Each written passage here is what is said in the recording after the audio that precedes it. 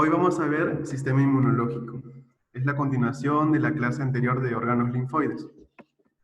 En la tabla de contenido vamos a hablar de la respuesta inmunitaria, en qué consiste la respuesta inmunitaria, cómo se conforma un antígeno, qué es el epítopo, qué es un determinante antigénico, los tipos de inmunidad. Hay varias clasificaciones de inmunidad: inmunidad humoral, inmunidad celular, inmunidad innata, inmunidad adquirida, inmunidad primaria, inmunidad secundaria. Son muchas clasificaciones de inmunidad. Vamos de nuevo a revisar los macrófagos, que ustedes ya saben que es la diferenciación del monocito, las células dendríticas, que también tienen características especiales, y lo que sí les recalqué, que era muy importante que hoy aprendan el sistema de complemento, que es un sistema muy complejo, pero les va a servir de base para el curso de inmunología del próximo ciclo. Luego los linfocitos B y T. Linfocito T representa la inmunidad celular o inmunidad mediada por células, y el linfocito B representa la inmunidad humoral. Como les decía, hay dos grandes familias de linfocitos: el linfocito B y el linfocito T. El linfocito B va a producirse y va a madurar en la médula ósea. Este linfocito B tiene la capacidad de reconocer antígenos libres y antígenos que están ligados a la célula presentadora de antígenos. ¿De qué manera? El linfocito B, cuando se diferencia a una célula plasmática, elabora anticuerpos o inmunoglobulinas. Cuando elabora estos anticuerpos o inmunoglobulinas, estas van a atacar específicamente el antígeno libre. Mientras que el linfocito B, cuando trabaja junto a un macrófago o una célula dendrítica, esta, al ser célula presentadora de antígenos, le presenta una pequeñísima parte del antígeno al linfocito B, y de esta manera reconoce antígenos ligados a la célula presentadora de antígenos. Luego, el linfocito T, como ustedes saben, son producidos en la médula ósea, pero van a madurar en el timo. La linfopoiesis del linfocito T se da en dos órganos linfoides, en la médula ósea y el timo. Este linfocito T se divide en dos. Los linfocitos T colaboradores, helper o ayudadores son los CD4. Y los linfocitos T citolíticos o citotóxicos, que son los CD8. Estos solamente van a atacar aquellos antígenos que son ligados a la célula presentadora de antígenos. No reconocen a antígenos libres. Ya. Además de eso, como componentes del sistema inmunitario tenemos al macrófago, que deriva de los monocitos y va a realizar la fagocitosis y también presentar antígenos. A las células dendríticas, que son las mejores presentadoras de antígenos, y el tipo especial de célula folicular dendrítica, que va a estar asociada al linfocito B, va a acompañar al linfocito B, tiene una morfología similar a la célula dendrítica porque tiene muchas prolongaciones, pero no va a actuar como una presentadora de antígenos, porque carece de un precursor medular. La base de la respuesta inmunitaria es la capacidad de diferenciar lo propio del ajeno. Esto quiere decir que las células efectoras, los linfocitos B, linfocitos T, deben ser capaces de reconocer sus propios antígenos, porque nosotros también tenemos microbios en nuestra flora intestinal, en la cavidad bucal, tenemos nuestros propios antígenos. Entonces, el sistema inmunitario debe ser capaz de reconocer nuestros antígenos de los antígenos extraños, para de esta manera solamente atacar a los antígenos extraños, solamente atacar lo ajeno, no debe atacar lo propio. Ya, bueno, este es el concepto de sistema inmunitario. Son un conjunto de células, tejidos y órganos que van a vigilar las superficies corporales y los compartimentos internos. Los linfocitos son el tipo celular que define el sistema linfático, y como ustedes saben, hay órganos linfoides primarios y órganos linfoides secundarios. La principal función del sistema inmunológico es protegernos contra los patógenos y antígenos invasores, pero también es importante para evitar las respuestas autorreactivas, evitar que nos ataquemos a nosotros mismos. Es otra función importante del sistema inmunitario. Entonces, ¿qué es el antígeno? El antígeno es una molécula o sustancia que es reconocida específicamente por el sistema inmunitario activo e innato. El epítopo es una parte del antígeno. Es esa parte del antígeno que me permite reconocer el antígeno. Es como su marca, es como la marca del antígeno, y me permite saber frente a qué estoy recibiendo, frente a qué antígeno estoy respondiendo. Entonces, idealmente los antígenos deben reconocerse y estudiarse bien para desarrollar una respuesta inmune específica, pero hay células como los macrófagos neutrófilos que pertenecen a la inmunidad innata. Estos solamente responden si saben que es algo extraño, o sea, ingresa una bacteria y ellos saben ya, es una bacteria, ya ataco porque es algo malo, pero la inmunidad específica que está a cargo de los linfocitos no solamente se quedan contentos con saber que es una bacteria, sino ellos requieren determinar qué bacteria es, o sea, a qué familia pertenece, qué especie, para poder dar una respuesta más específica. La inmunidad innata es más rápida porque solamente ataca, pero la inmunidad específica es mejor porque, a pesar de que demora un poco, cuando responde, logra mejores resultados que la inmunidad innata.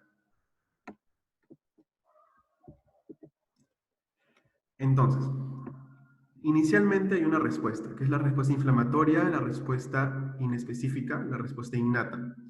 Esto va a conducir a la presentación posterior del antígeno a los linfocitos, quienes son los encargados de la inmunidad específica. En este cuadro se diferencia la inmunidad primaria, que es la innata o natural, de la inmunidad secundaria adquirida o específica o adaptativa. La primaria es el primer encuentro que hay entre el antígeno y nuestras células efectoras, principalmente macrófagos y neutrófilos. Van a durar algunos días, desde menos de 24 horas hasta 7 días, 5 o 7 días. Y un determinante de laboratorio importante es, por ejemplo, hay una infección y dosan inmunoglobulinas y si hay niveles altos de inmunoglobulina M, me indica que es un proceso agudo. Pero si yo encuentro niveles altos de inmunoglobulina G, me indica que es un proceso crónico. Entonces, la respuesta secundaria dice que acá en el cuadro que es rápida e intensa, pero la respuesta secundaria es rápida e intensa cuando se expone al antígeno por segunda vez. O sea, llega una bacteria. Esta bacteria, la primera que va a responder, la primera es la respuesta inespecífica. Macrófagos, neutrófilos son los que van a atacar más rápido. Ellos van a responder primeros. Luego va a responder la inmunidad específica o secundaria en la primera exposición, cuando recién conocen al antígeno. Pero si esta persona, este paciente, se enferma nuevamente y por la misma bacteria, el primero que va a responder es la inmunidad específica, porque la inmunidad específica o secundaria tiene memoria, o sea, recuerda, este tipo de inmunidad recuerda que ya se expuso antes a esta bacteria, entonces la ataca con mucha más rapidez cuando se expone nuevamente a esa bacteria. Por eso acá dice que es rápida e intensa, sobre todo cuando es la segunda exposición al microorganismo. Va a durar años y cuando está elevada la inmunoglobulina G me indica que es un proceso crónico porque hay memoria, o sea, recuerda y ha estado activo por mucho tiempo. Aparte de esas clasificaciones de inmunidad, también se habla de la inmunidad pasiva y la inmunidad activa. La inmunidad pasiva se da cuando los anticuerpos de la madre le son transmitidos al bebé. En este caso, la madre sobre todo le dona, le pasa la inmunoglobulina tipo A. La inmunoglobulina tipo A es la que la mamá transfiere al feto a través de la placenta. Hay otros tipos de inmunoglobulina, pero en este caso específico, los anticuerpos maternos que le son cedidos al feto es inmunoglobulina A. También se da cuando le das anticuerpos como un tipo de inmunidad a los pacientes, en vacunas, pero de anticuerpos. Y la inmunidad activa es cuando el paciente se enferma de una infección, pero su sistema inmunológico logra dar respuesta a esta bacteria y ya se cura, entonces crea memoria y se defiende, crea sus propios anticuerpos que lo defienden. Y otra manera también de dar inmunidad activa es cuando le dan antígenos en vacunas y también genera una respuesta inmunológica. Entonces acá tenemos la clasificación de la inmunidad innata y la inmunidad adaptativa. Como ven, la inmunidad innata son las primeras en responder. Después de una infección, las primeras que salen son la inmunidad innata. Tenemos acá los macrófagos, los neutrófilos, tenemos las células dendríticas, los linfocitos natural killer, que se llaman linfocitos, pero están en la inmunidad innata. ¿A qué se debe eso? A que los linfocitos natural killer tienen una morfología similar a los linfocitos B y los linfocitos T. Pero una diferencia es que los linfocitos natural killer tienen muchos gránulos en su citoplasma y su núcleo no es tan grande. En cambio, el linfocito B o T, su núcleo sí es más grande y carecen de gránulos citoplasmáticos. Y el gran sistema de complemento que posteriormente vamos a explicar. Y bueno, quienes responden después es la inmunidad adaptativa con los linfocitos B, linfocitos T y anticuerpos que elaboran las células plasmáticas. Entonces vamos a empezar con la inmunidad innata. Acá dice, ¿no? No necesita una exposición previa, o sea, no necesita haber conocido antes al antígeno. Simplemente sabe que es algo extraño y va a iniciar la respuesta. Debemos saber que hay dos tipos de interacción. O sea, tenemos acá los receptores de reconocimiento de patrones, que son parte del macrófago, parte del neutrófilo. Ellos exponen en su membrana los PRR, que son receptores de reconocimiento de patrones. Y los microorganismos, bacterias o patógenos, van a tener los PAM, que son los patrones moleculares asociados a patógenos. O sea, patrones moleculares asociados a patógenos. También existen los DANs, que son los patrones moleculares asociados a daño, que sobre todo se ve en células que sufren apoptosis porque cumplen su tiempo de vida media, o en células tumorales, o en tejido necrótico. Pero en este caso estamos hablando de patógenos como bacterias, virus, hongos, ¿no? Tienen patrones moleculares asociados a patógenos, quienes van a ser reconocidos por los receptores de reconocimiento de patrones. Entonces, el receptor de reconocimiento de patrones es parte del macrófago y del neutrófilo. Estos van a reconocer al patrón molecular asociado a patógenos y van a generar una interacción, se van a unir. O sea, el macrófago con esto busca atrapar al antígeno o al microbio.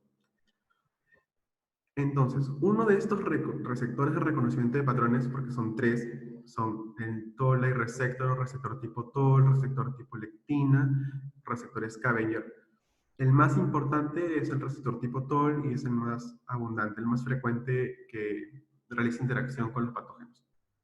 Entonces, si ustedes se acuerdan de la primera clase, habíamos hablado de la vía del NF-kappa-beta, que es un factor de transcripción que me va a ayudar a la activación de la vía inflamatoria. Entonces, cuando interactúa este receptor de reconocimiento de patrones con los patrones moleculares asociados a patógenos, se debería separar el factor nuclear kappa beta de su inhibidora. Esta IKB es la que inhibe al factor nuclear kappa beta. Cuando ocurre esta interacción del receptor de reconocimiento de patrones con los patrones moleculares asociados a patógenos, se dividen, o sea, se separan. Y de esta manera, separado, el factor nuclear kappa beta se activa. Y como se activa, va a realizar transducciones en el núcleo y va a elaborar moléculas proinflamatorias para que pueda atacar al patógeno. De esta manera funciona la vía de la inmunidad innata para activar el factor nuclear kappa beta. ¿Puedes repetir, por favor, la parte en donde dijiste cuál es el más importante que creo? Y rapidito, toda la parte, no sé, la parte de qué activa y lo del NF-kappa beta, ¿eso? Ya. Los PRR son receptores de reconocimiento de patrones que son expuestos en la membrana del macrófago, del neutrófilo, de células de la inmunidad innata. Estos de acá van a reconocer a los PAM, que son patrones moleculares asociados a patógenos. Ya. Dentro de los receptores de reconocimiento de patrones son tres, los tipo Scavenger, tipo lectina, que reconocen residuos de carbohidrato, y los tipo Toll, que van a reconocer carbohidratos, proteínas, lípidos. Por eso es que como reconoce mucho, es el que más frecuente se asocia a los patrones moleculares asociados a patógenos, y es el más importante por eso.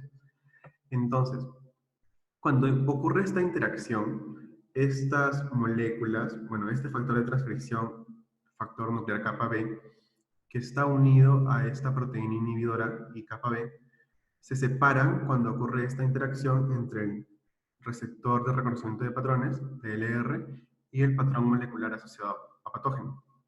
Como se separan, este factor nuclear kappa B se activa, porque cuando están juntos está inactivo, pero cuando se separan se activa. Y ya activo puede ir al gen, al núcleo, y puede elaborar moléculas proinflamatorias. De esa manera, la inmunidad innata contribuye a la elaboración de moléculas proinflamatorias, citoquinas, quimioquinas, interleuquinas, para poder atacar al microorganismo. ¿Se entendió hasta ahí? ¿O hay alguna otra pregunta?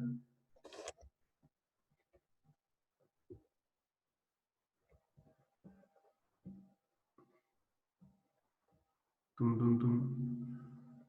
¿Qué era TLR? Es el receptor tipo Toll-like receptor. Gracias.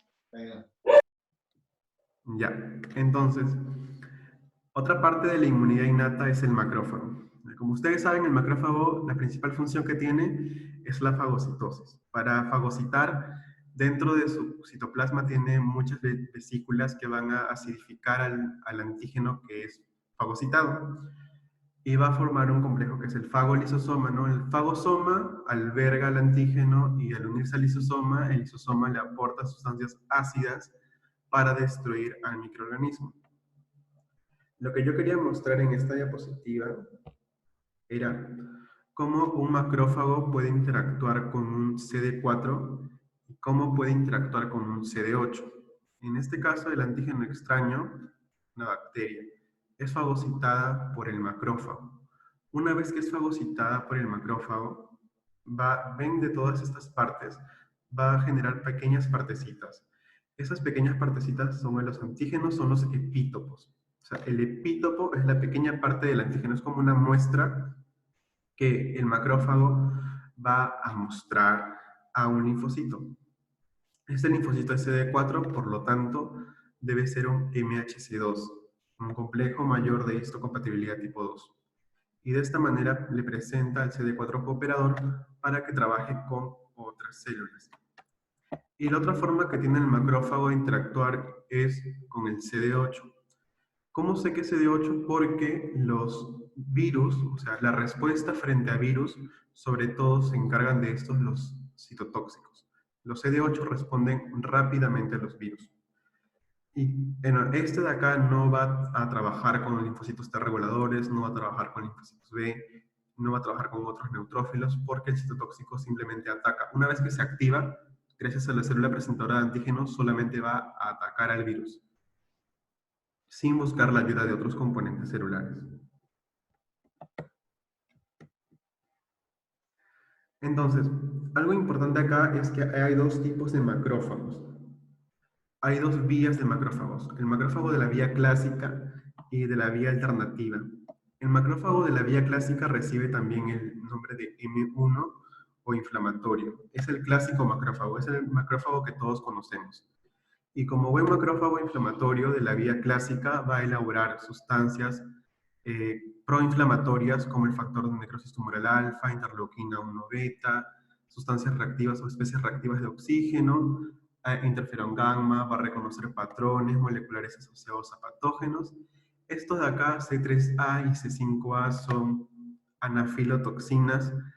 Anafilotoxinas son proteínas del sistema de complemento que van a realizar quimiotaxis y van a buscar atraer nuevas células para que apoyen a este macrófago. Pero existe otra vía del macrófago, que es de la vía del macrófago, de la vía alternativa. También se conoce como M2, y este es antiinflamatorio. Es antiinflamatorio. Elabora interleuquinas antiinflamatorias, como la interleuquina 4, la interleuquina 10, y va a buscar atenuar el daño. Su respuesta es antiinflamatoria. Entonces, esa es la diferencia del macrófago. No solamente es proinflamatorio, también puede actuar de manera antiinflamatoria. Acá es lo mismo, ¿no? Las bacterias van a ser fagocitadas, son expuestas mediante el MHC2 para interactuar con el CD4 Y este CD4 va a elaborar interleuquina 2 para que prolifere. La interleuquina 2 va a actuar de forma autocrina porque es producida por el CD4 y va a estimular al propio CD4 para que prolifere en más CD4. Y luego, finalmente, este CD4 va a elaborar citoquinas como el interferón gamma proinflamatorio para activar a más macrófagos y lo ayuden a destruir el microorganismo. Bien, otra célula de la inmunidad innata es la célula dendrítica. Como ustedes saben, son las principales células presentadoras de antígenos. Estas deben procesar internamente al antígeno y luego la van a exponer en la membrana celular para que pueda interactuar con los linfocitos. Entonces, tenemos acá la célula dendrítica. La célula dendrítica puede ser un macrófago, puede ser un linfocito B, puede ser una célula de Kupffer a nivel del hígado o puede ser una célula de Langerhans en la piel. Entonces, una vez que fagocita al antígeno, la tiene de manera intracelular, la procesa en endosomas y luego la expone en la membrana para que pueda interactuar con cualquier célula, ¿no? Un linfocito B, un linfocito T, un linfocito CD4, CD8. Y de esta manera, este linfocito, en este caso CD4, pueda tomar dos caminos también, porque el CD4 puede ser TH1 o TH2. Eso lo vamos a ver más adelante, pero de esta manera trabaja una célula dendrítica. Primero internaliza el antígeno, luego lo procesa y lo une al complejo mayor de histocompatibilidad y luego lo expone en su membrana para que pueda interactuar con otra célula.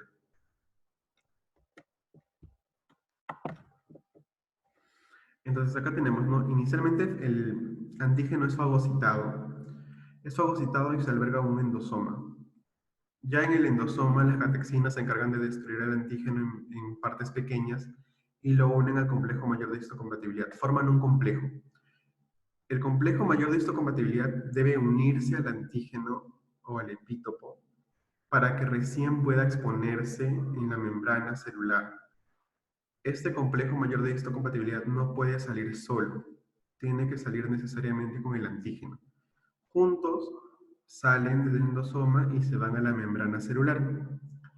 Y una vez están en la membrana celular pueden interactuar con un receptor de célula T de un linfocito CD4, si estamos hablando de MHC2.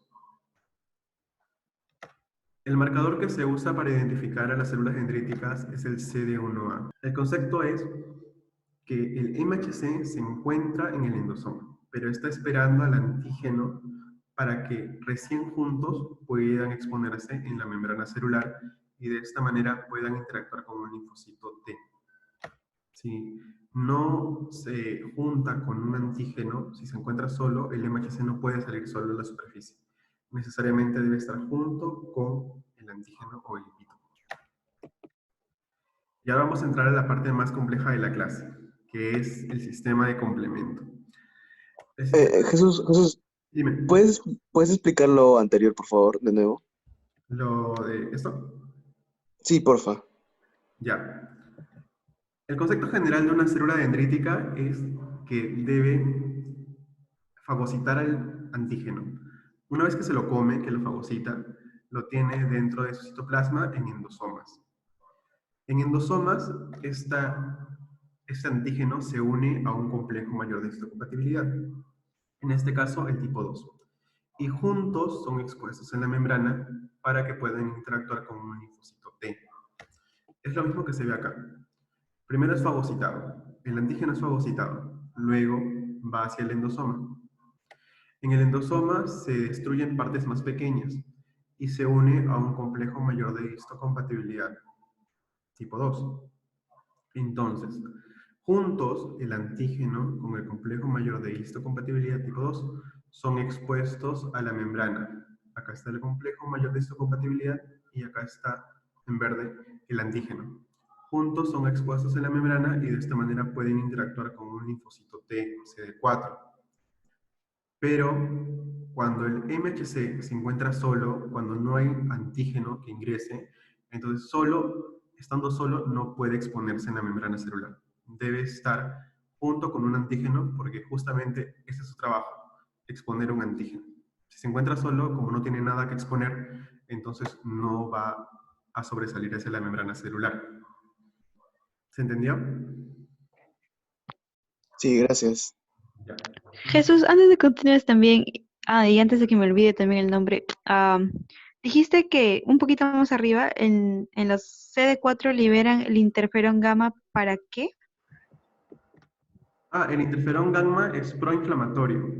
El interferón gamma va a buscar destruir a la célula, pero también ayuda a activar el macrófago de la vía clásica, porque acá, si te das cuenta, acá tenemos el interferón gamma, que es producido por el macrófago, y acá también tenemos el interferón gamma producido por el CD4. Entonces, como tienen relación y van a generar inflamación, se activa el macrófago de la vía clásica, que es proinflamatorio.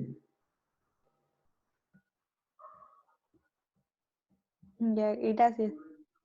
¿Se entendió o quedó dudas? No, ¿puedes repetirlo, por favor? Ya. Gracias. Lo de la diferencia entre el macrófago de la vía clásica y alternativa sí se entendió, ¿o no?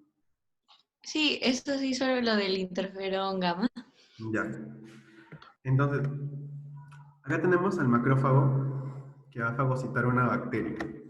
Primero lo fagocita, lo alberga, lo destruye con sus lisosomas y luego lo expone en el MHC a un CD4, MHC2.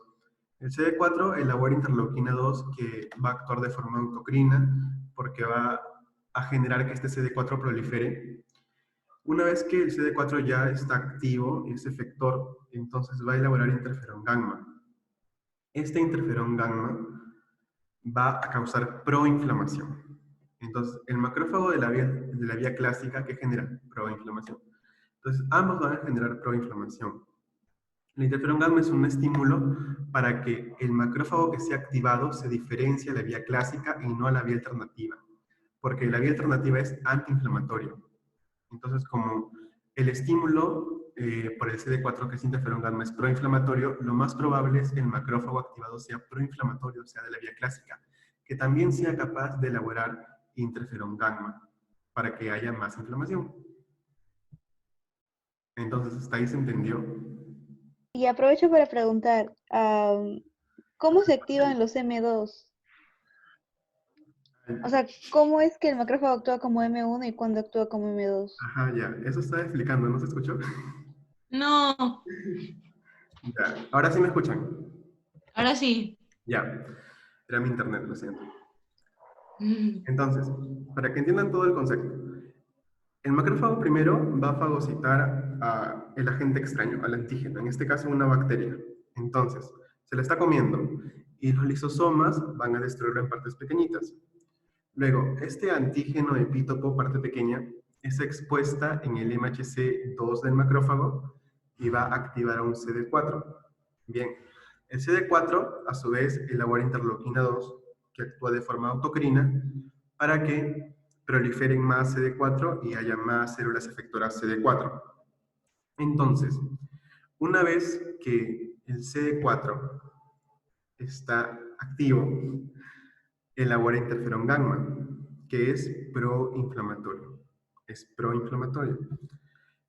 Este CD4, al actuar con un macrófago, porque como el CD4 es cooperador, va a buscar la ayuda de otras células, va a interactuar con un macrófago. Pero el CD4, ¿qué requiere? ¿Proinflamación o antiinflamación?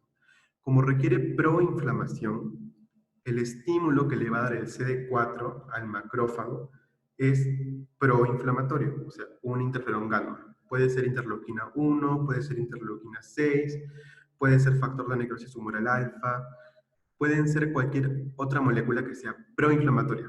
Entonces, como el estímulo es proinflamatorio, el macrófago se va a activar por la vía clásica proinflamatoria, que también va a ser capaz de elaborar moléculas proinflamatorias como el interferón gamma, como la interleuquina 1, como la interleuquina 6. Entonces, ¿de qué depende de que el macrófago sea vía alternativa o sea vía clásica? Depende del estímulo que reciba.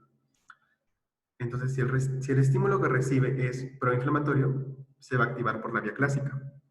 Pero si el macrófago se activa, digamos, por un linfocito T regulador que elabora interleuquina 4, interleuquina 10, o moléculas antiinflamatorias, entonces el macrófago va a decidir irse por la vía alternativa, antiinflamatoria.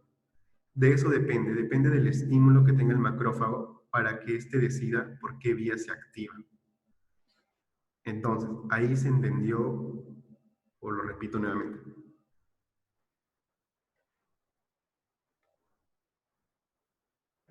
Hola. Un ratito, estamos terminando de apuntar.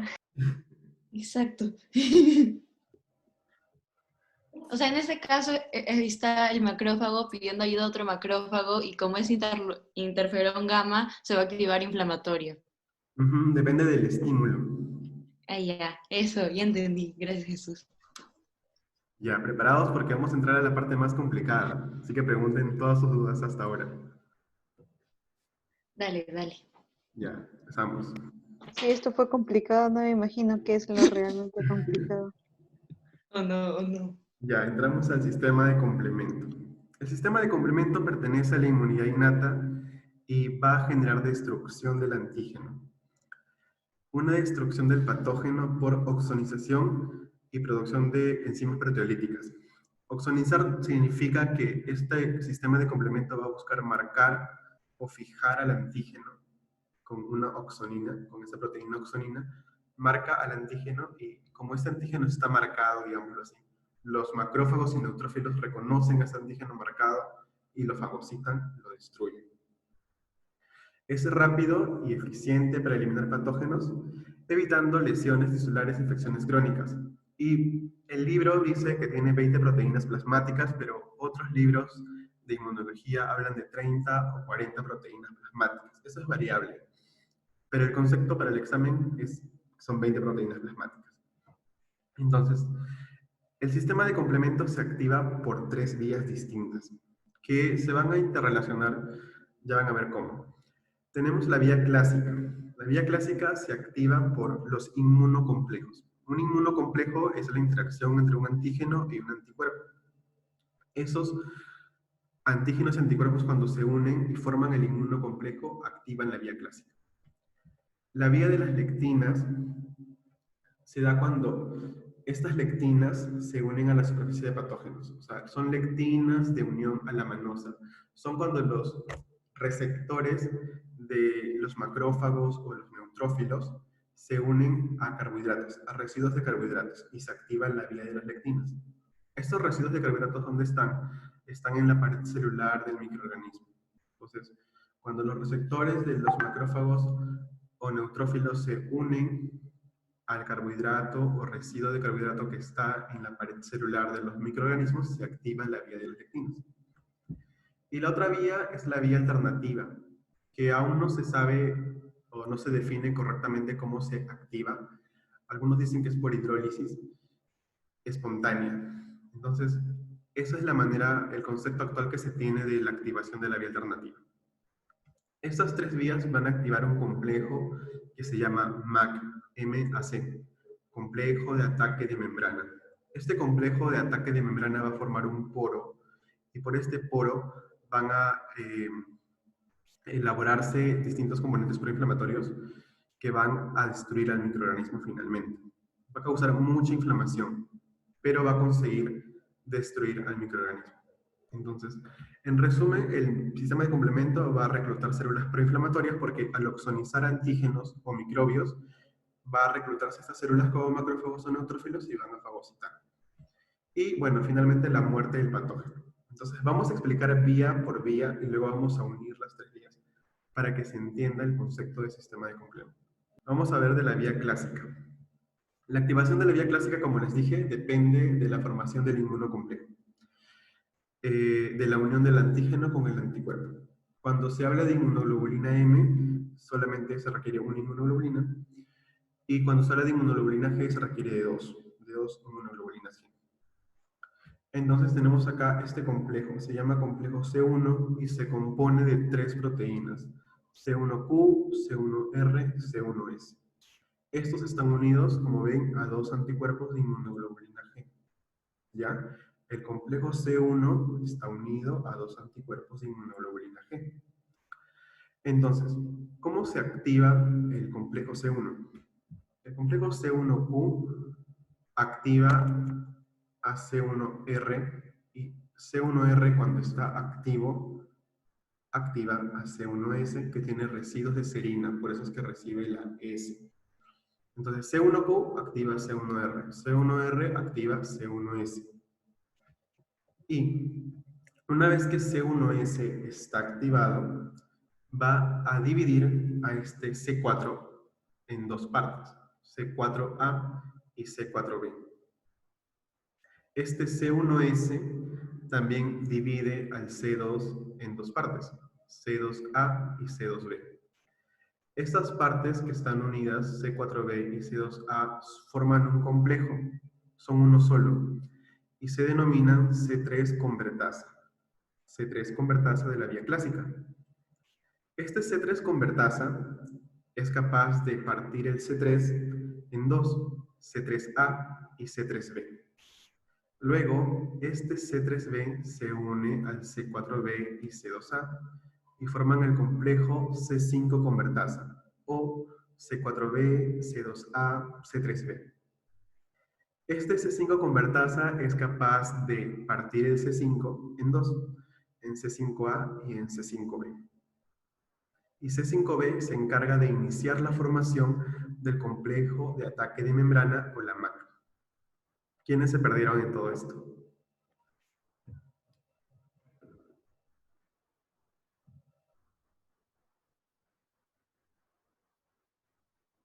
¿Puedes explicarlo pasito a pasito, por favor? Sí, un poco más lento. Fue como un rompecabezas así feo. Ya, pero antes de explicar nuevamente, si se han dado cuenta, todo es cortar en dos, ¿cierto? Sí. Entonces, otra cosa es que las partes que se unen, o sea, por ejemplo, ven acá el C4B se une al C2A. Las partes que se unen son los que tienen mayor peso molecular, que generalmente son los que tienen el sufijo B, o sea, C4B se refiere a que C4B pesa más que... ¿Entienden ese concepto? O sea, los que tienen A tienen menos peso molecular y los que tienen B tienen mayor peso molecular. ¿Entendieron esa parte? Sí. Ya. Sí. Ya.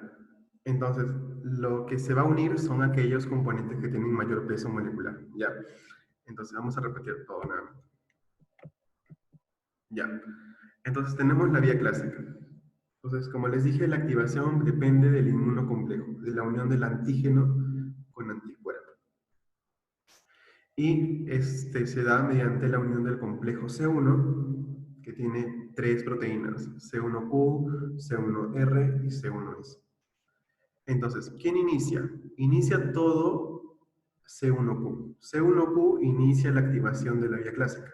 C1Q activa a C1R. C1R activa a C1S. C1S se encarga de partir C4, de partir C2. O se llama escindir. Es el término correcto, es escindir C4, escindir C2.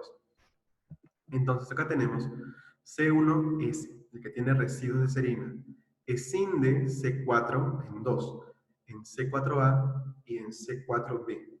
Me quedo con el que tiene mayor peso molecular, o sea, con C4B. El C4A lo dejo por un lado por un momento. C1S se encarga de escindir C2 en C2A y C2B. Y me quedo con C2A. Ahora se preguntarán, Jesús, tú me has dicho que me quedo con el que tiene mayor peso molecular y los B tienen mayor peso molecular, no los A. En el caso del C2, es un caso excepcional. En el caso del C2, C2A tiene mayor peso molecular que C2B. Por eso es que me quedo con C2A. Eso solamente ocurre con C2. Entonces se une C4B con C2A. Estos dos, al juntarse, se llaman C3 convertasa. C3 convertasa quiere decir que puede escindir a C3.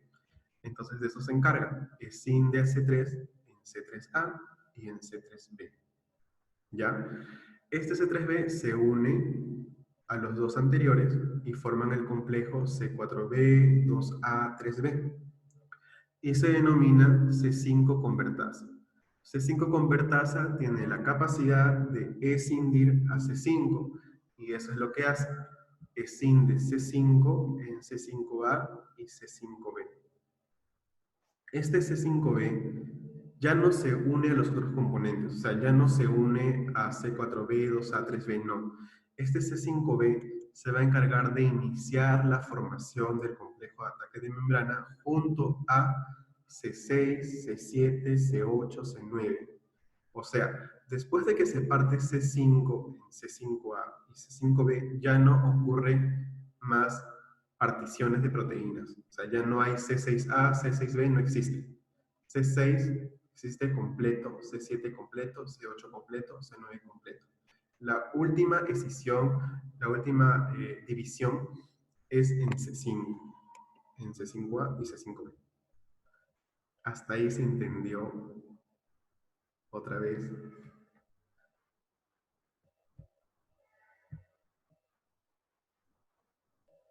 Chicos, respondan. Sí, otra vez. ¿Otra vez? Ya, entonces, tenemos que C1s, que tiene los residuos de serina, se va a encargar de la escisión de C4 en C4a y C4b. Me quedo con el que tiene mayor peso molecular, que es C4b. C1s también escinde al C2 en C2a y C2b. Me quedo con el que tiene mayor peso molecular, que en el caso seccional de C2 es C2a. Estos se juntan y forman el complejo C3 convertasa. C3 convertasa tiene la capacidad de escindir C3. Y eso es lo que hace. Escinde C3 en C3A y C3B. Me quedo con el que tiene mayor peso molecular, que es C3B. C3B se une a C4B y a C2A y forma el complejo C5 convertasa. C5 convertasa tiene la capacidad de escindir a C5 en C5A y C5B. C5b inicia la formación del complejo de ataque de membrana. ¿Para qué me sirve el C4a, el C2b y el C5a?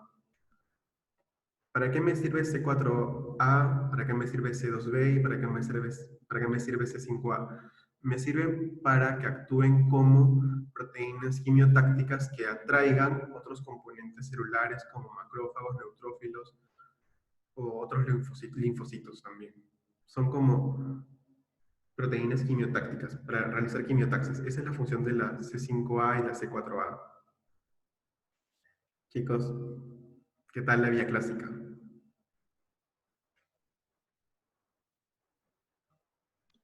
Hardcore. Pero ya le entendí más o menos. Faltan 2 vías. Igual vamos a repetirla nuevamente. Esa es la vía clásica. La vía alternativa tiene mucho parecido de la vía clásica, así que no se preocupen. Okay. Continúo con Y otra al vía. final C5b con los otros complejos de C5 a C9, sus completos también ayudan a activar la formación de... Sí, ¿no? Claro, Algo así. C5b. Lo que pasa es que desde C1, C2, C3 hasta C5 solamente es la activación del sistema de complemento. O sea, para que inicie recién la formación del poro final, del poro que va a atacar al neutrino. Entonces, recién en C5b inicia la formación del poro. Estamos en el preámbulo todavía. Ok. Ya, entonces, esa es la vía clásica. Igual vamos a regresar otra vez. Vamos a entrar ahora a la vía de las lectinas. Esta vía de lectinas es independiente de anticuerpos, o sea, es independiente de la formación del inmunocomplejo. Su activación es gracias a los residuos de hidratos de carbono, pero existen excepciones también y puede ser activado por fosfolípidos en el caso de la neisseria o ADN en el caso de células apoptóticas que van a sufrir esta muerte celular programada. La activación de la vía de las lectinas es gracias a los residuos de hidratos de carbono y va igual a favorecer la oxonofagocitosis, ¿no? O marcar el antígeno y ser fagocitado por los macrófagos y los neutrófilos. La idea es la misma. Entonces, ¿cómo va a funcionar? Tenemos acá a la lectina de unión a la manosa que se ha unido al residuo de hidrato de carbono. Va a activar este complejo, que es las proteínas serasas, que son el 1 y el 2. La más importante es el 2. El 2 es la más importante porque la 2 es la que se va a encargar de romper a C4 y a C2. ¿Y qué va a hacer? Va a escindir al C4, en C4b y en C4a, y yo me voy a quedar con el que tiene mayor peso molecular, que es C4b. Esto de acá también va a escindir al C2, en C2b y en C2a, y yo me voy a quedar con el C2a porque es el que tiene mayor peso molecular, y se va a formar el complejo C4b2a. Este complejo C4b2a se denomina C3 convertasa, y como C3 convertasa se encarga de escindir al C3 en C3b y C3a, y yo me quedo con el que tiene mayor peso molecular, que es C3b, y forman el complejo C4b2a3b, y esto se denomina C5 convertasa. C5 convertasa tiene la capacidad de escindir C5 en C5b y C5a. El C5b se encarga de iniciar la formación del poro, de iniciar el complejo ataque de membrana, junto con C6, C7, C8, C9. Si se dan cuenta, estas proteínas están completas, no se parten, no se dividen. Juntos con C5b forman el complejo de ataque de membrana o MAC, que busca destruir el antígeno. Ya, respecto a esta vía, si se dan cuenta, es muy similar a la vía clásica, solo que inicia distinto, pero se desarrolla muy parecido. ¿Se entendió? Jesús, una pregunta. ¿Qué tiene que ver, o sea, o qué función cumple el MBL? El MBL es la lectina, es lectina de unión a la manosa. ¿Para qué me sirve la lectina?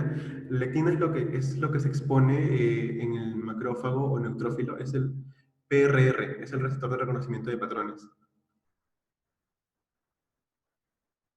Ok, gracias. Chicos, ¿entendió esa parte?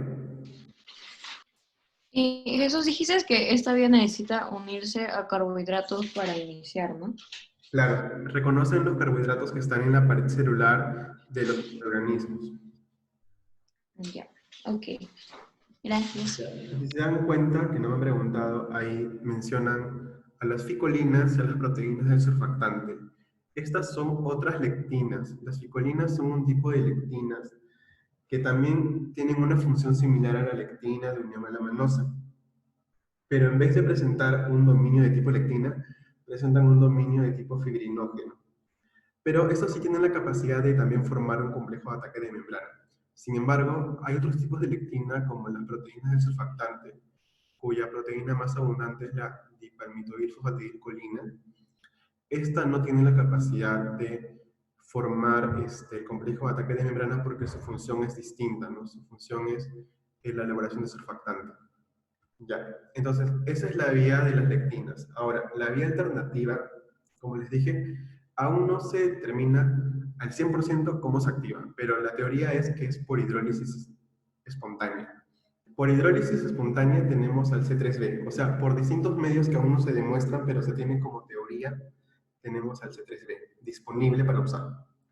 Entonces, este C3b que está disponible para usar se une al BB, que es una parte, ¿no? Es la parte que tiene mayor peso molecular de la proteína B. ¿Y cómo se consigue este BB? Se consigue porque el factor D lo divide en dos. O sea, el factor D divide en dos al B, en BA y en BB. Y yo me quedo con el que tiene mayor peso, el BB. Y este de acá se une al C3b que ya estaba disponible previamente y forman el complejo C3b-BB. C3b-BB. Y esto se llama C3 convertasa. Este C3 convertasa tiene la capacidad de dividir al C3 en C3a y C3b. Y yo me quedo con el que tiene mayor peso molecular. Y forma el complejo C3b-BB3b. Y este es el C5 convertasa de la vía alternativa o alterna. Esta tiene la capacidad de escindir C5 en C5a y C5b. Y este de acá, C5b, igual tiene la capacidad de iniciar la formación del complejo de ataque de membrana. ¿Se entendió? Me quedé en C3BB. Una pregunta, ¿qué era FD? El FD de ahí dijiste el nombre, Factor pero se D. entre... Ya, son factores, el factor B y el factor D, a eso se refiere. Entonces, ya, otra vez. Ajá.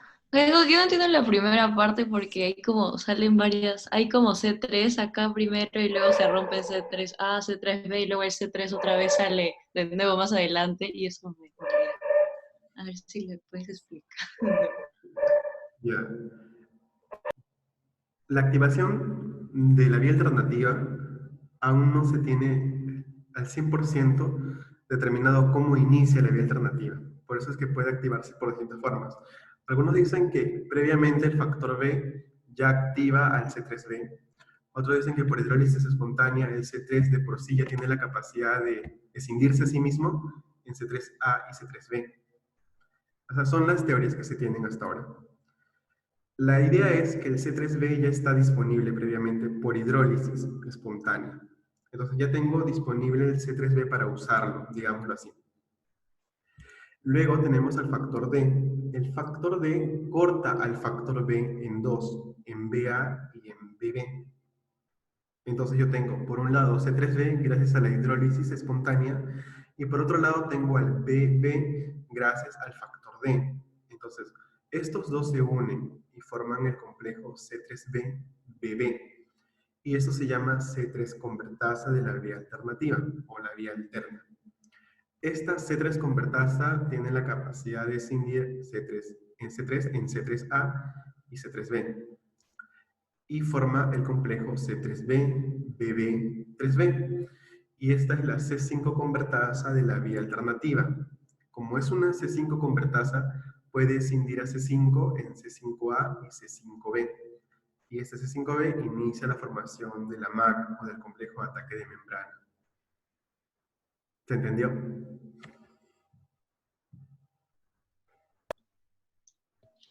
Podemos retroceder otra vez, pero al segundo C3. Mm. O sea, casi la última parte. A ver.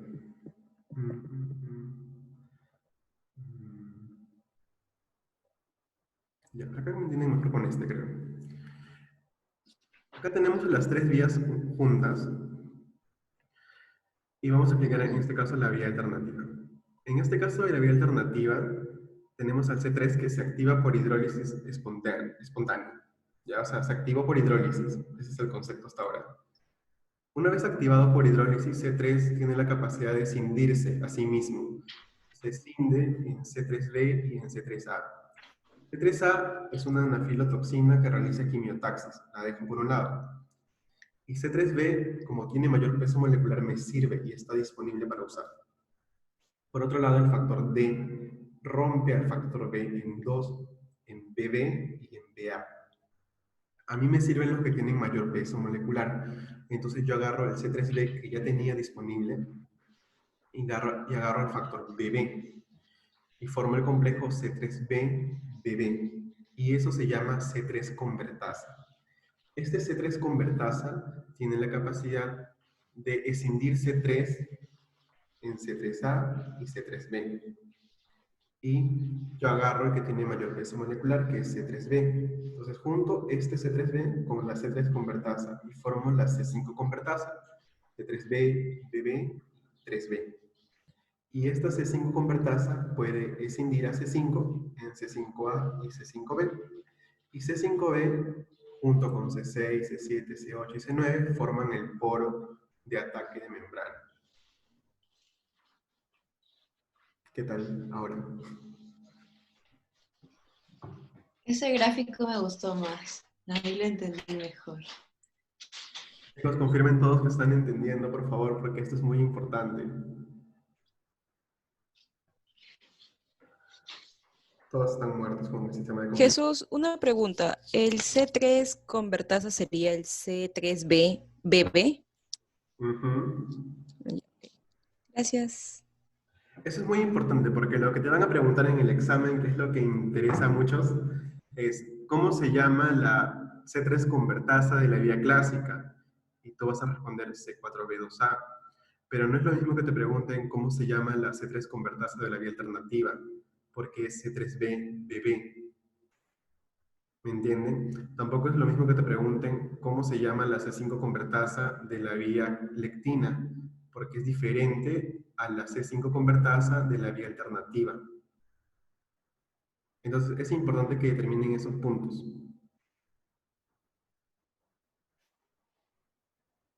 Y recuerden que si les preguntan por qué, porque en algunos exámenes, en algunos libros, van a encontrar que la C3 convertasa de la vía clásica y de la vía de las lectinas es C4B2B. Yo les he explicado como C4B2A. Entonces le van a explicar ¿y por qué? ¿Por qué aparece C4B2B? Porque, como les digo, los B son los que tienen mayor peso molecular. Todos los B son los que tienen mayor peso molecular. Pero en el caso del C2, la porción A es el que tiene mayor peso molecular. Y yo me quedo con lo que tiene mayor peso molecular. Entonces, por eso es que me quedo con el C4B2A. Y eso es lo que toman en cuenta para el examen. Porque lo real es que se toma el que tiene mayor peso molecular. No tanto la letra, sino quien realmente cumple con el requisito de tener mayor peso molecular. Entonces quiero que me entiendan eso. ¿Existe otra duda del sistema de complemento? ¿Lo puedo repetir otra vez todo? Ya. ¿Continúo?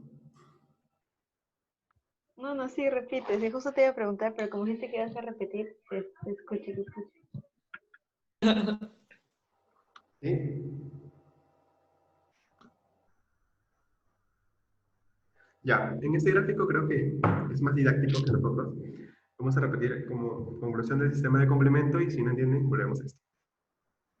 Entonces, la vía clásica se va a activar por inmunocomplejos, por la unión de un antígeno con un anticuerpo. Entonces, a ver, ya. Entonces, la vía clásica se activa por los inmunocomplejos, antígeno-anticuerpo. En el caso de la vía clásica, es C1Q activa C1R, C1R activa a C1S. Si me preguntan quién inicia la vía clásica, yo respondo C1Q, porque C1Q es quien inicia. Pero si me preguntan quién inicia la escisión en la vía clásica, la escisión la inicia C1S. C1S es el encargado de escindir al C4. Escinde a C4 en C4A y en C4B. Yo me quedo con el que tiene mayor peso molecular, que es C4B. C1S también escinde a C2 en C2B y C2A. Yo me quedo con el que tiene mayor peso molecular, que es C2A. Y forman el complejo C4B2A. Este complejo se llama C3 convertasa. C3 convertasa tiene la capacidad de escindir a C3 en C3A y C3B. Y yo me quedo con el que tiene mayor peso molecular, que es C3B. Los uno y forman el complejo C5 convertasa, C4B2A3B. C5 convertasa tiene la capacidad de escindir a C5 en C5A y C5B. C5B se encarga de iniciar la formación del complejo de ataque de membrana, junto con C6, C7, C8 y C9. Forman este complejo que consiste en un poro para poder destruir al antígeno. Esa es la vía clásica. ¿Cómo se activa la vía alternativa? La vía alternativa se activa por hidrólisis espontánea. Entonces, esta hidrólisis espontánea le confiere a C3 la capacidad de escindirse en C3B y C3A. Me quedo con el que tiene mayor peso molecular que C3B. Por otro lado, el factor D escinde al factor B en dos, en BB y en BA. Me quedo con el que tiene mayor peso molecular, que es BB. Junto a BB con C3B y formo el complejo C3B-BB, que es la C3 convertasa de la vía alternativa. Esta C3 convertasa tiene la capacidad de escindir a C3 en C3A y C3B. Me quedo con el que tiene mayor peso molecular, es C3B. Lo uno a la C3 convertasa y formo la C5 convertasa, C3B, BB, 3B. Esta C5 convertasa tiene la capacidad de escindir a C5 en C5A y C5B. Y nuevamente, C5B se encarga de, junto con C6, C7, C8 y C9, iniciar la formación del complejo de ataque de membrana. La vía de las lectinas. La vía de las lectinas es por la unión a los polisacáridos que están en la superficie de la pared celular de las bacterias o de los virus. Se activan estas proteínas serasas, la 1 y la 2, la que escinde es la número 2. Entonces, MSP2 se encarga de escindir a C4, C4A y C4B. Me quedo con el que tiene mayor peso molecular, C4B. MSP2 también se encarga de escindir a C2 en C2B y en C2A. Me quedo con el que tiene mayor peso molecular, que es C2A. Se unen y forman el C4B2A. Este es la C3 convertasa de la vía de las lectinas y también de la vía clásica. La C3 convertasa tiene la capacidad de escindir a C3 en C3A y C3B. Me quedo con el que tiene mayor peso molecular, que es C3B. Entonces lo uno junto con la C3 convertasa y formo la C5 convertasa, que es C4B2A3B. Y esta C5 convertasa tiene la capacidad de escindir a C5 en C5A y C5B. C5B nuevamente inicia junto con C6, C7, C8, C9 la formación del complejo de ataque de membrana. Y de esta manera trabajan las tres vías del sistema de complemento. ¿Qué tal ahora, chicos? ¿Entendieron un poco más del sistema de complemento?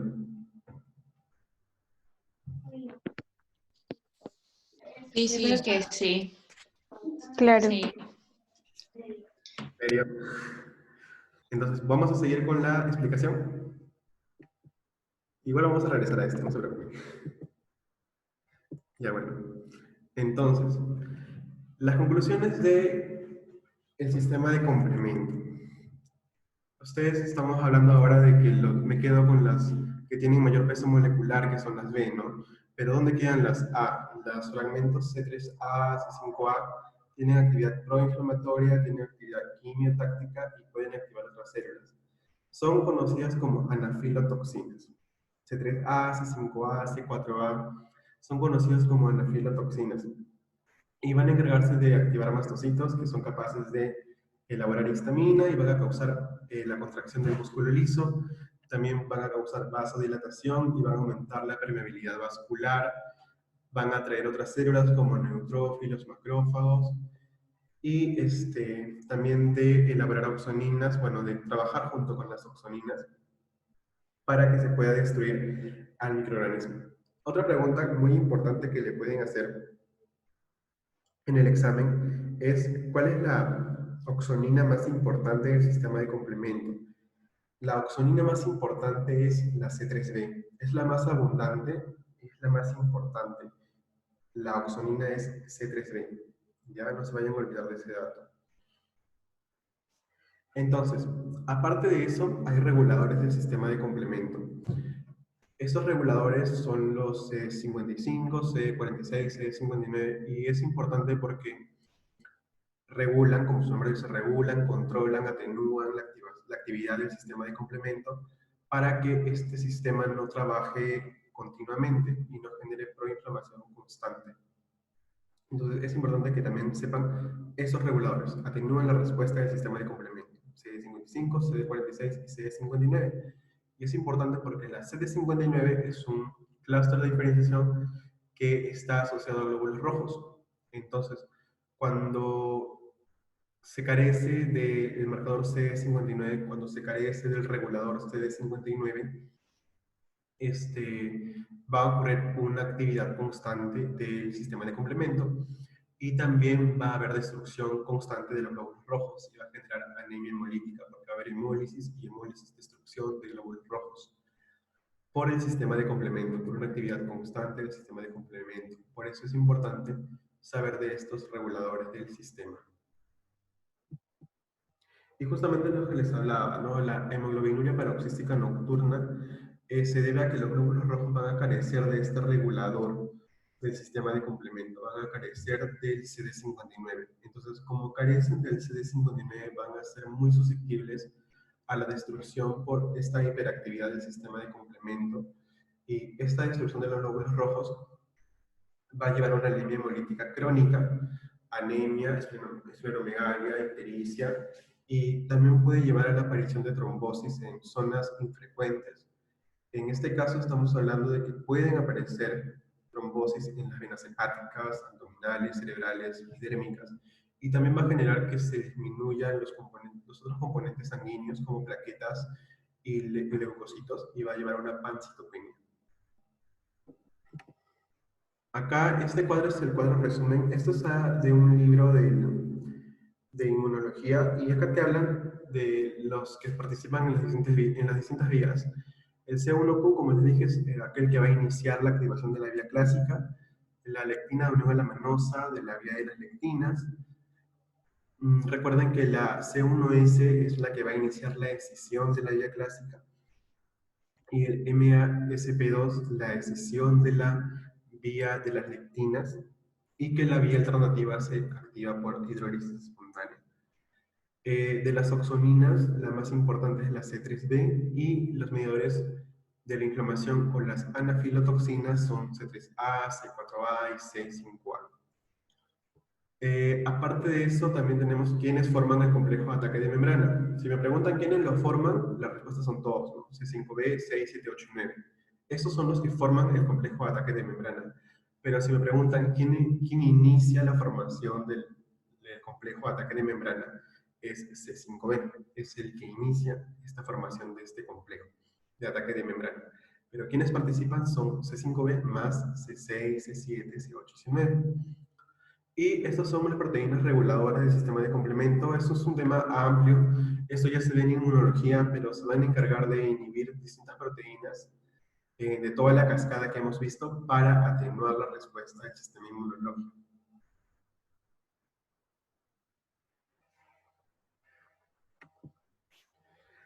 Ya, en el caso de la inmunidad innata tenemos otro componente que es el natural killer.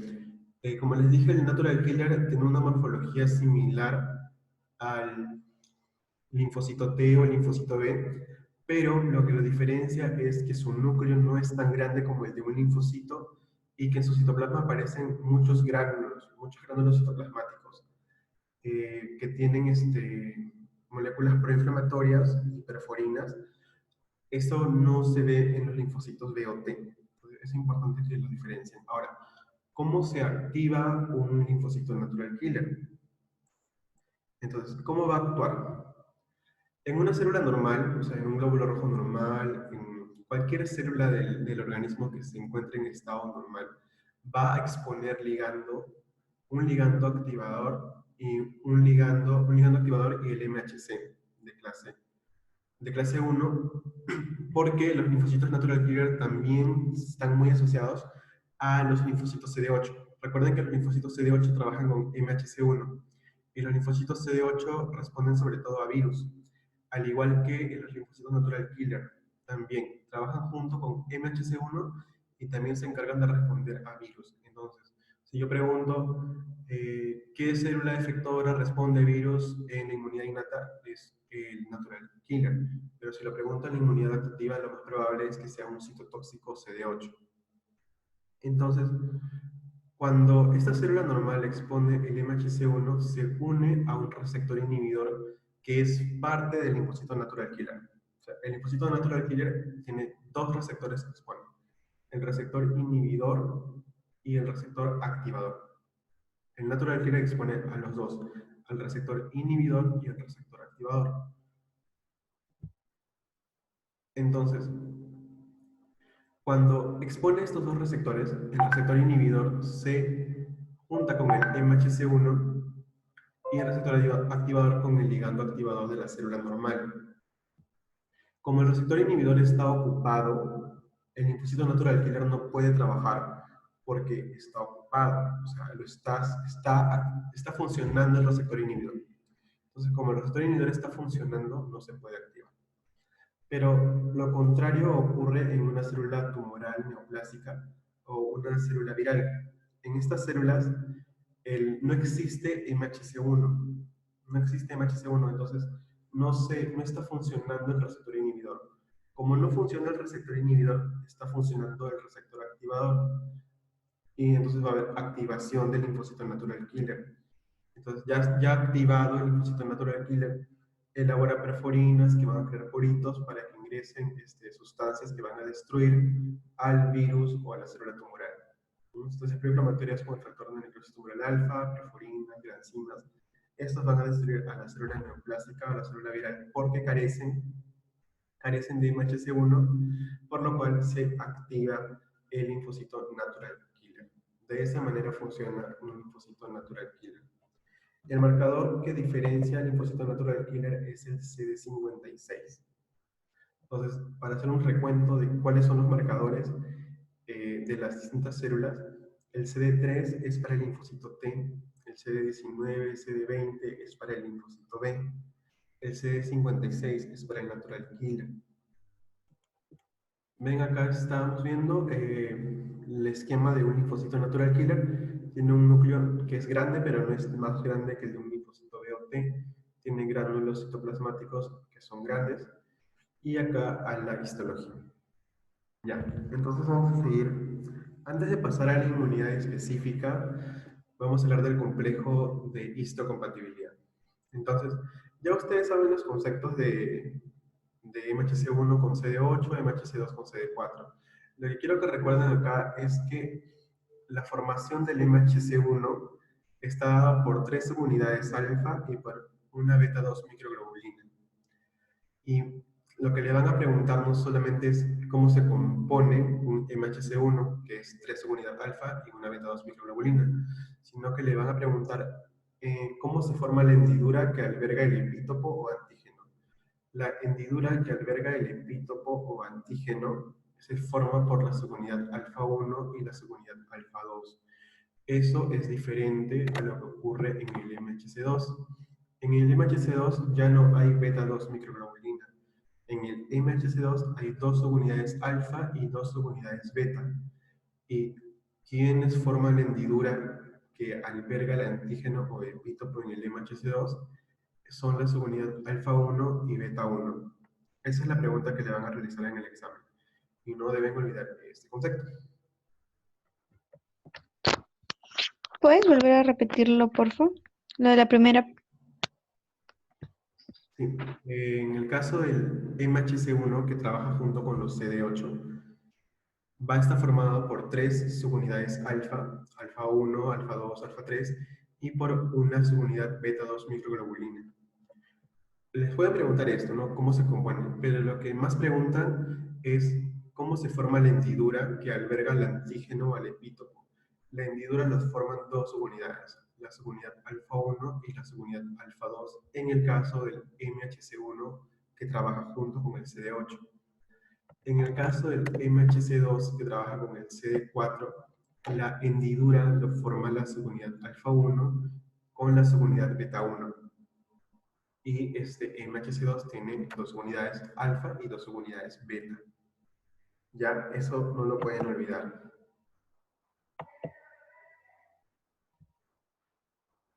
Otra cosa que es importante saber es que los MHC1 que trabajan junto con los CD8 van a expresar su MHC en la membrana, pero estos van a recibir los antígenos de forma endógena.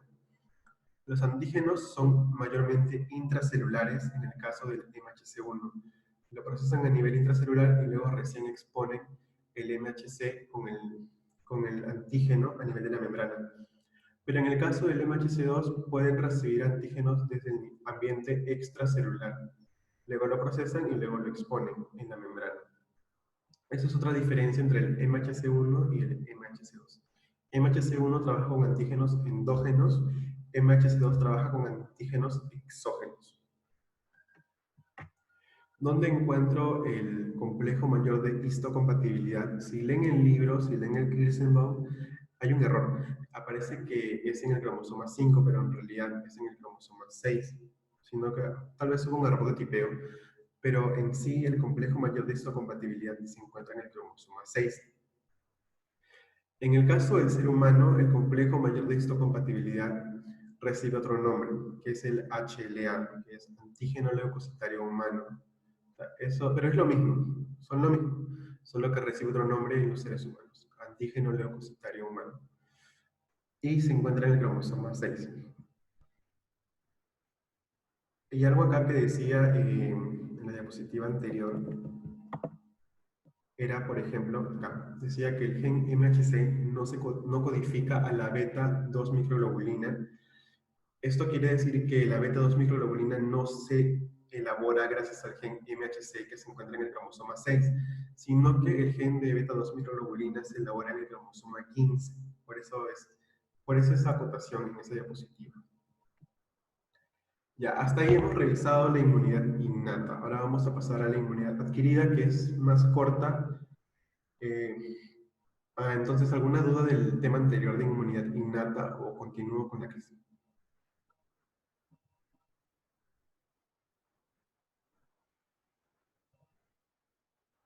Chicos, Yo creo que continúas. Y continúa. ya, continuamos. Entonces, las propiedades de la inmunidad adquirida. ¿Por qué es más importante que la inmunidad innata? Porque la inmunidad adquirida es específica. O sea, cuando viene un microorganismo a atacarnos y es una bacteria, la inmunidad adquirida no se queda contenta con saber que es algo extraño o es una bacteria o es un microorganismo extraño, no. La inmunidad adquirida requiere saber qué familia es, qué especie de bacteria es, para poder recién generar la respuesta. Tiene mucha diversidad, puede reconocer muchos antígenos. Algo fundamental es la memoria. Cuando ocurre una segunda exposición, estos componentes efectores que son los linfocitos B, los linfocitos T, tienen memoria. Como ya han sido expuestos antes a esta bacteria, a este microorganismo, a la segunda exposición van a atacar más eficientemente y de forma más rápida, porque tienen la memoria.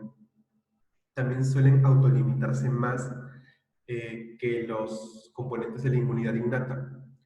Y la tolerancia, porque saben reconocer lo propio de lo ajeno y no generan reacciones autorreactivas, o sea, no generan respuesta contra los propios antígenos, sino que reconocen a los antígenos extraños y toleran a los antígenos propios. Los linfocitos, como ustedes ya saben, estos tienen un núcleo grande que casi alberga todos los citoplasmas, un núcleo muy basófilo, muy oscuro, muy morado, muy azul, y su componente granular no es tan prominente, no tienen muchos gránulos, por eso se conocen como agranulocitos, y esto lo diferencia también de los natural killer. Esta definición, de acuerdo al tamaño, pequeños, medianos o grandes, y de acuerdo a la ubicación, ¿no? Los pequeños y medianos en la sangre, los grandes en la linfa, pero todos pueden estar en los órganos linfoides. Es solamente para detallarlo, no es que sea tan relevante. Lo que sí es relevante es que estos linfocitos, cuando ocurre una actividad, o sea, una activación en respuesta a los antígenos, pueden alcanzar un tamaño mayor, hasta 25 micras, por lo mismo que están siendo activados constantemente y como trabajan mucho, tienden a elaborar más componentes proinflamatorios, por eso es que puede adquirir mayor tamaño, o pueden adquirir mayor tamaño. Esto ya lo hemos revisado en la clase anterior. Recuerden que los linfocitos T están muy relacionados a la inmunidad mediada por células. Estos van a producirse en la médula ósea, pero se van a diferenciar y madurar en el timo y también en ganglios linfáticos o órganos linfoides secundarios cuando ya están maduros.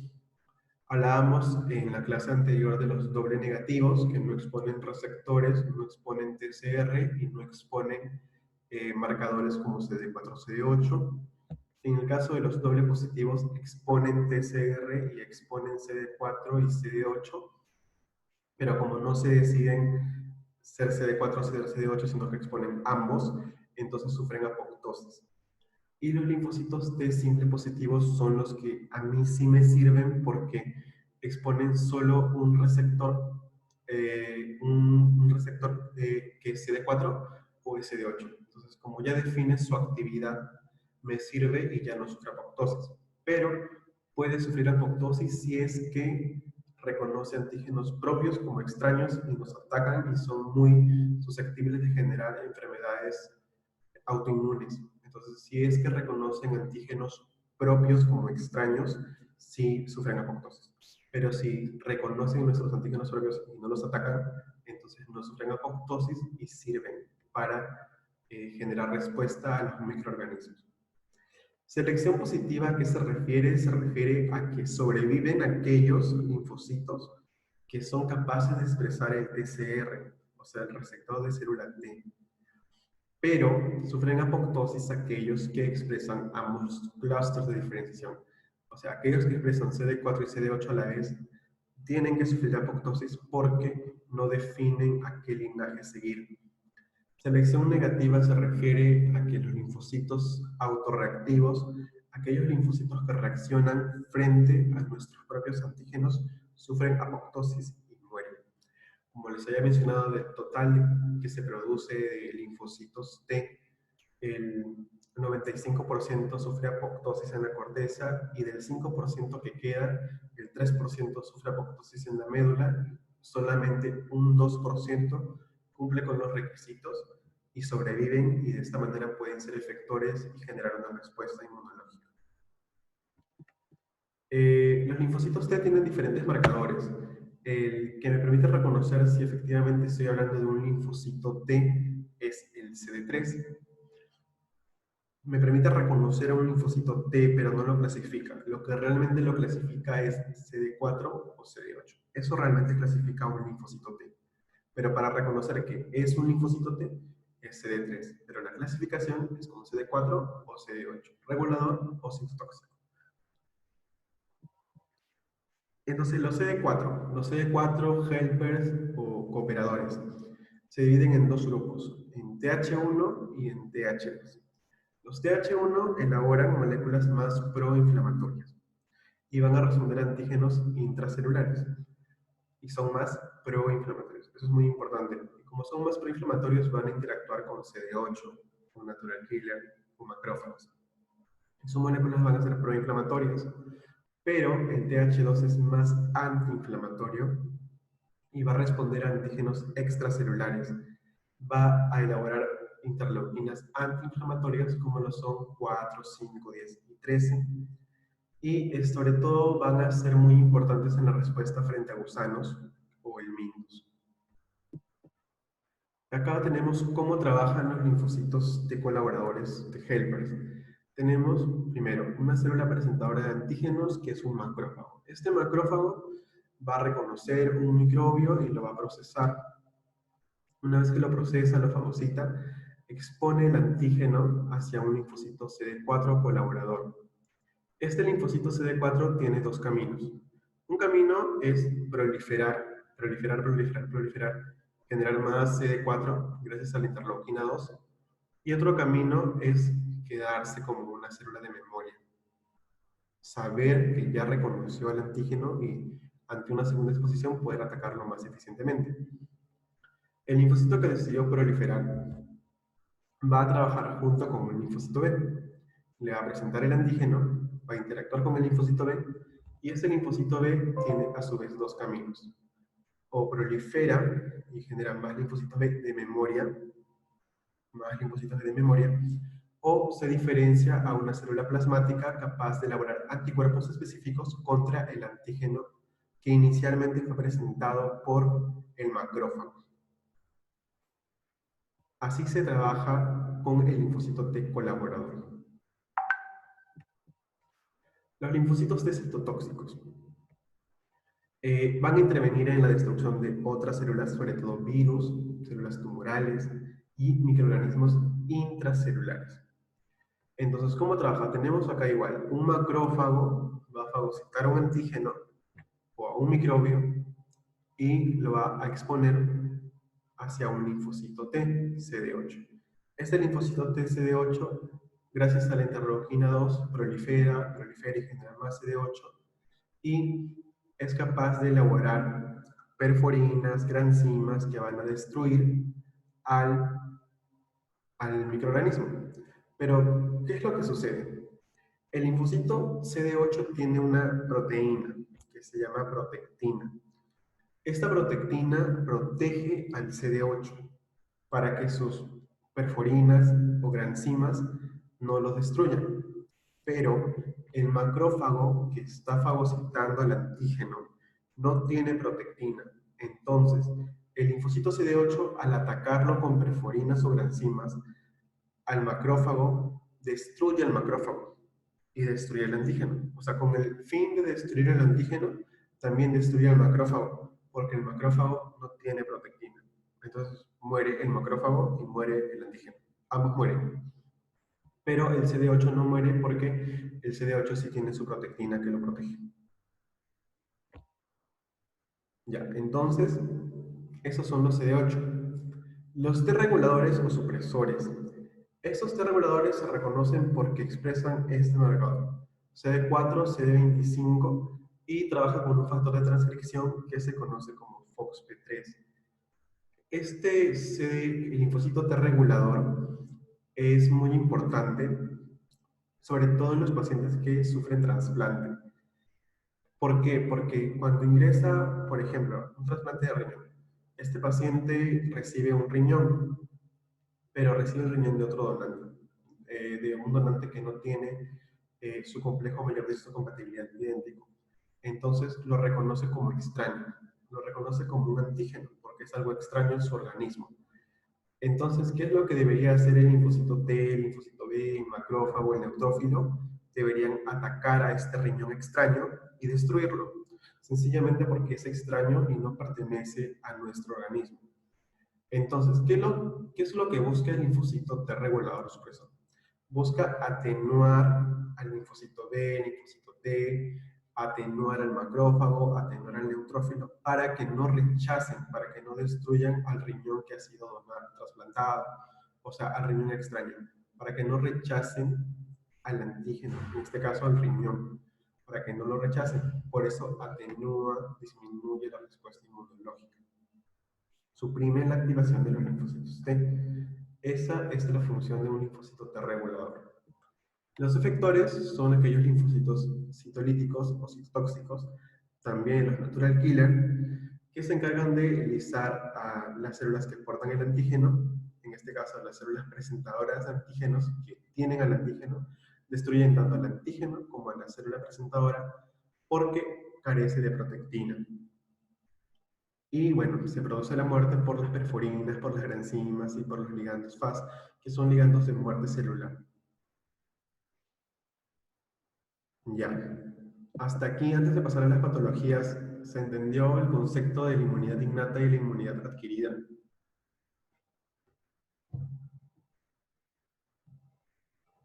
Chicos, ¿están ahí?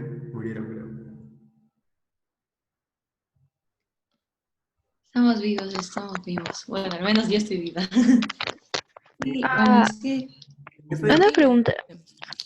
El cuadrito que está abajo, el que dice entre los marcadores superficiales están, ¿a qué te refieres? Estos de acá son los de... El CD56, por ejemplo, es el marcador de natural killer. Son de las células que van a destruir junto con el citolítico a las células tumorales o neoplásicas. A eso se refiere. Acá está natural killer.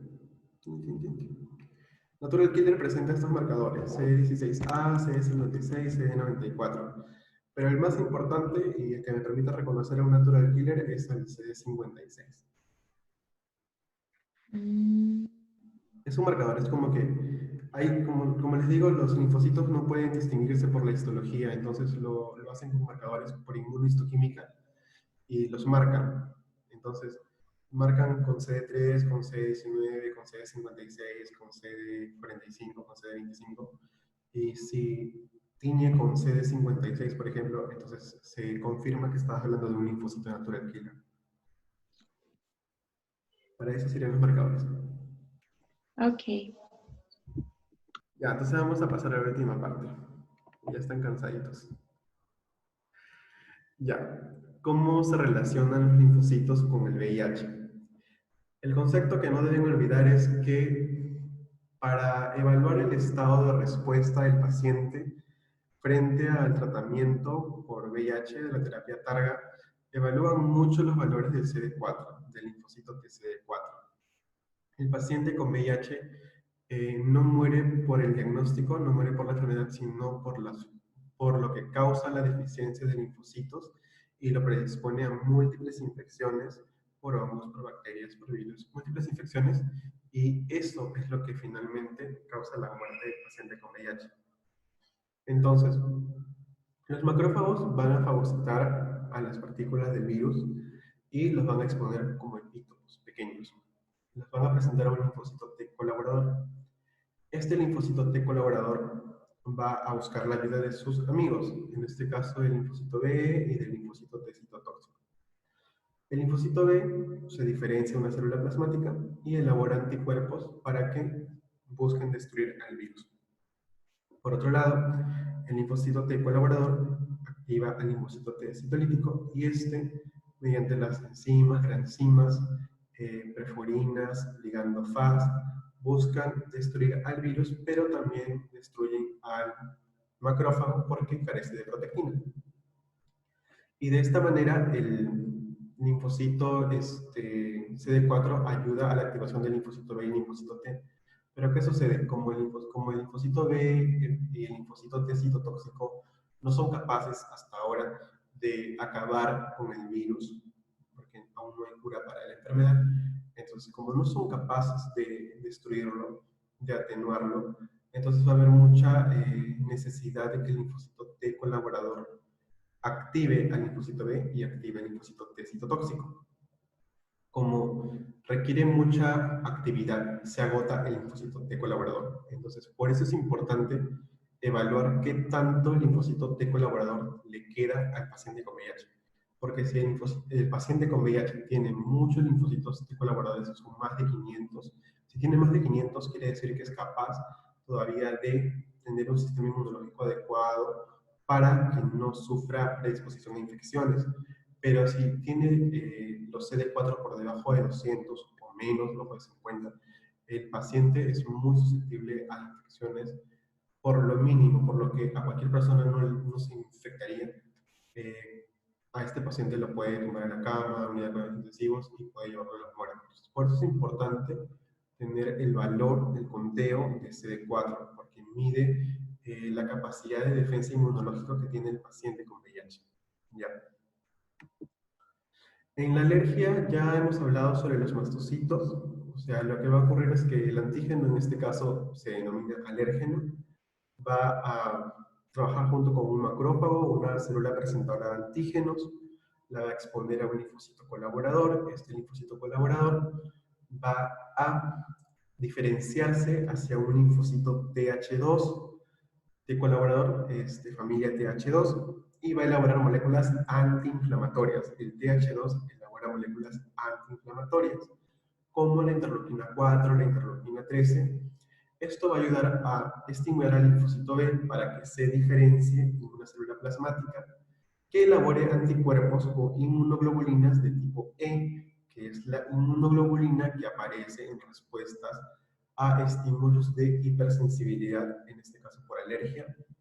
De esta manera, el anticuerpo o inmunoglobulina E me va a ayudar a activar mastocitos, me va a ayudar a activar eosinófilos, basófilos, monocitos, pero sobre todo lo más importante son los mastocitos.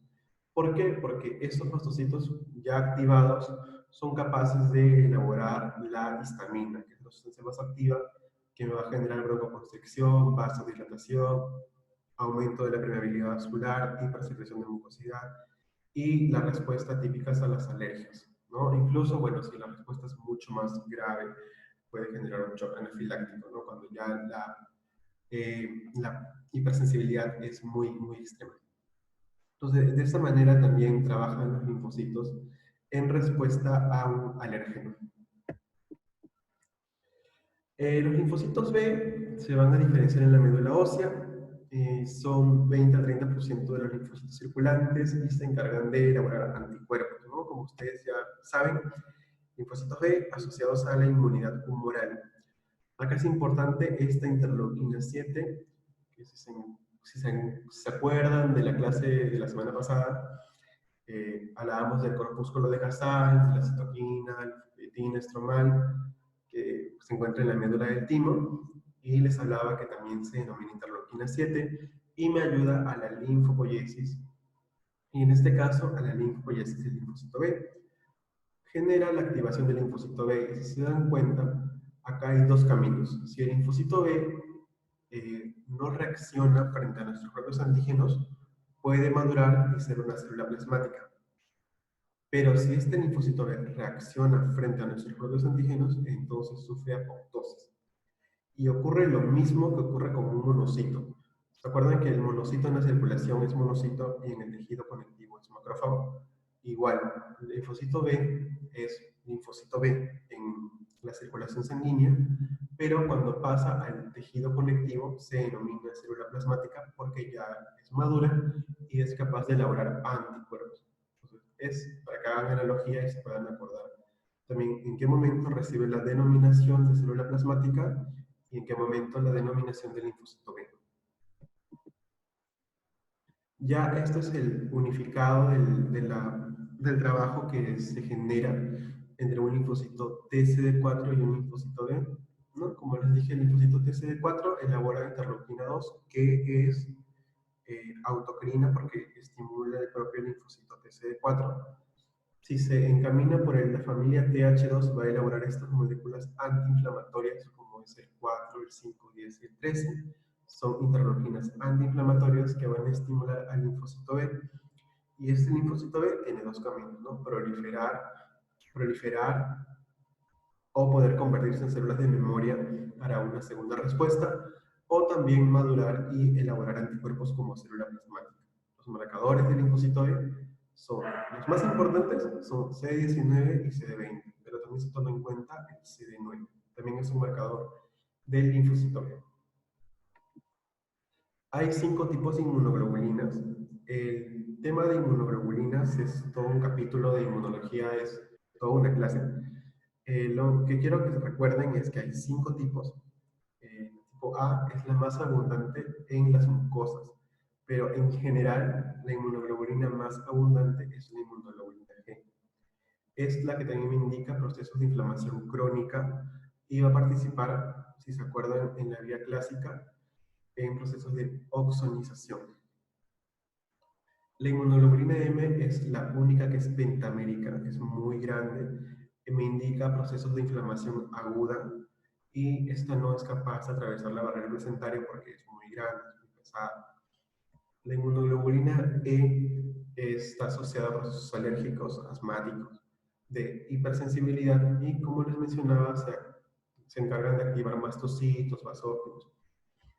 La inmunoglobulina D hasta ahora no se determina tampoco para qué realmente sirve, o sea, no tiene una función específica, pero se asocia a la defensa contra microorganismos como la Neisseria o como receptor para antígenos de los linfocitos B inmaduros. En sí no tiene una función claramente definida la inmunoglobulina D.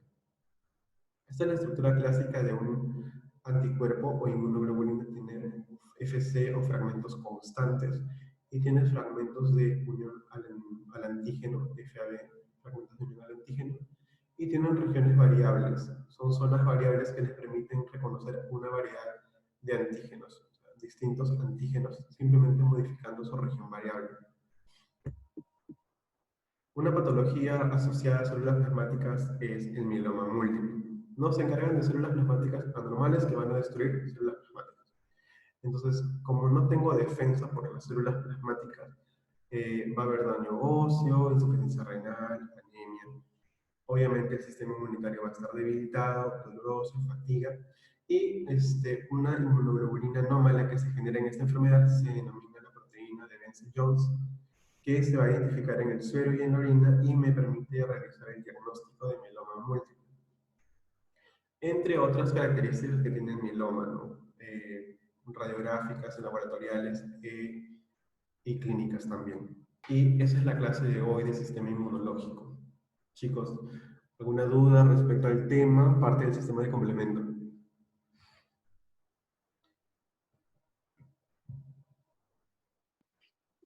Yo creo que está bien, que te dedicaste un montón a explicar durante la clase, entonces ya no quedan muchas dudas.